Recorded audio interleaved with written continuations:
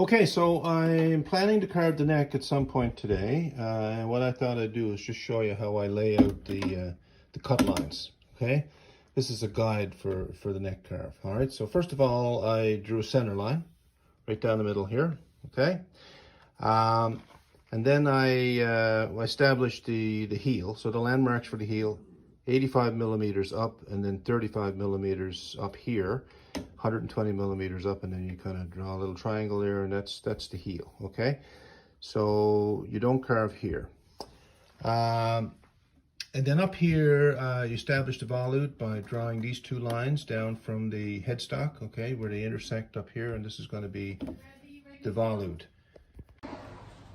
Okay, so show you where we're at here. So I took the spoke shave and I cut down close to the lines, and then I rasped into the line. I find that, you know, the rasping is more accurate, so you can get it into the line. I did tapering here with the rasps. Okay, so on either end of the down here by the heel, I've got a taper. I'm just kind of finishing it up here now. All right, and then up at the volute end, I've got that taper. I use a smaller rasp, okay, so I can get in. This side here is a little more acute than this side, and smaller rasp gives you a little more control. So that's that. Remember, there's a truss rod in here, right? So the truss rod is down 10 millimeters below. The channel is 10 millimeters below the bottom of the fretboard. All right. The neck now is about 20 millimeters. So there's 10 millimeters thickness right now between the bottom of the neck and the bottom of the truss rod, okay? I'm going to cut the neck down to 820 or 830 thousandths. So, you know, 0.82, 0.83 inches, all right? So we're going to go in on the truss rod until there's only about probably 4 millimeters of material left, okay? Between the back of the neck here and the bottom of the truss rod. But that's enough, right? Down on this end, it's going to be 0.87 inches, so 870 thousandths. And we'll do that, I'll show you how to do that in a little bit. So faceting, basically what we're going to do, from here on, we're going to facet on the lines. So we got a line right here now. We're going to put our rasp here so the angle is the same on both sides, and cut down that line until we're in on the center line. Same on this side. After you do that, you know, you're left with another line. You facet that, and you keep faceting all around until, you know, the lines sort of disappear. And then, you know, lastly, we'll facet in on the fretboard, okay, with using this line. And then we'll go on and we'll refine it more with a scraper. I'll show you that too, and finally sanding, right? And get it the shape that we wanted with the sandpaper. So, there you go. All right, so the facets are done. I've faceted into the fretboard both sides, and I've still got my center line here on the top, okay? So I haven't cut down at all. And what I'm going to do now is just measure the thickness of the neck, and I'm at 1.06 inches. So I've got to go down to 0.83 inches, okay? So I just take the rasp and cut in. So now I'm going to shape the volute here, because I'm going to be cutting down lower than the volute, and the headstock is here, right? So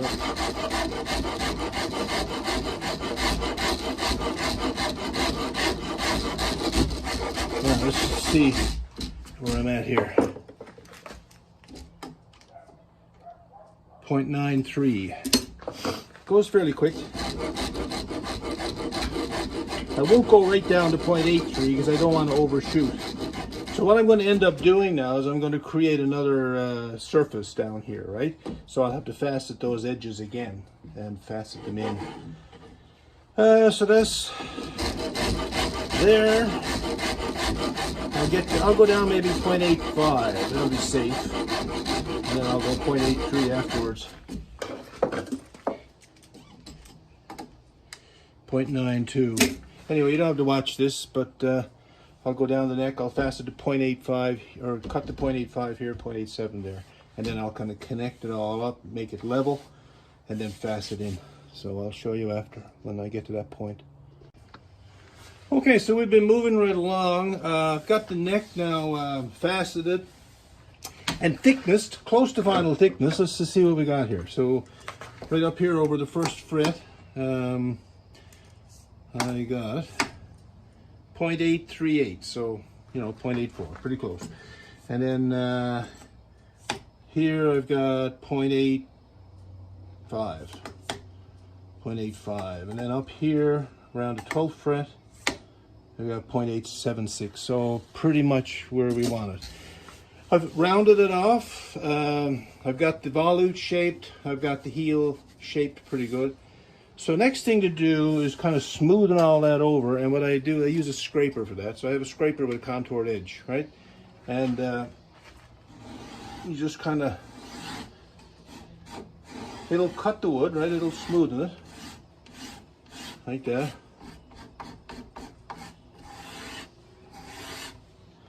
Gives it a nice uniform shape in the end.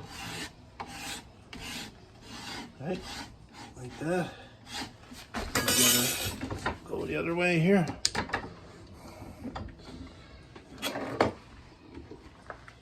So get down around the heel. It's nice for shaping the heel, you know, like when you're doing the final smoothing. Of course, sandpaper is good too.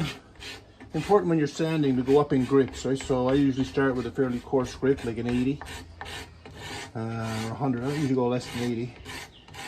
And then just sort of go up, because the scratch marks that each sandpaper grit will leave will be sanded out by the next grit. But if you jump grits, like if you go from the 80 to a 220, you'd have to sand an awful lot with 220 to get the 80 grit marks out. And not so much mahogany. Mahogany is a little easier to work with. You get doing something like maple, and it's important to go up in grit slowly, because the maple is so hard, right? There we go. Then we'll take a little rasp, small rasp, and do some final shaping here. Not final shaping, you know, kind of rough shape.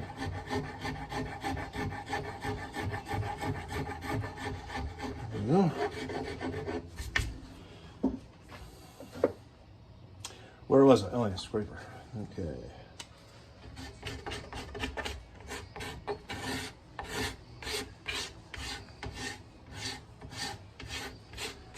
Good. Now, I have another tool that I'm going to show you.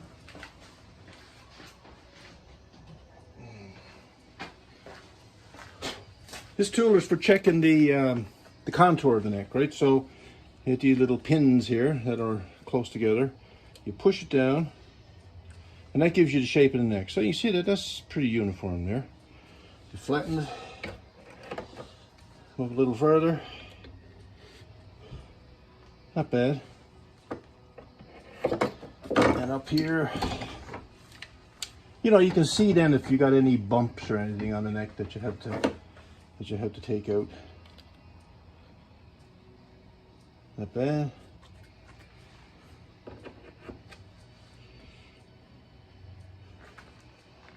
A little bit of asymmetry there, so there's a little bump right here, see, that I need to try and get out.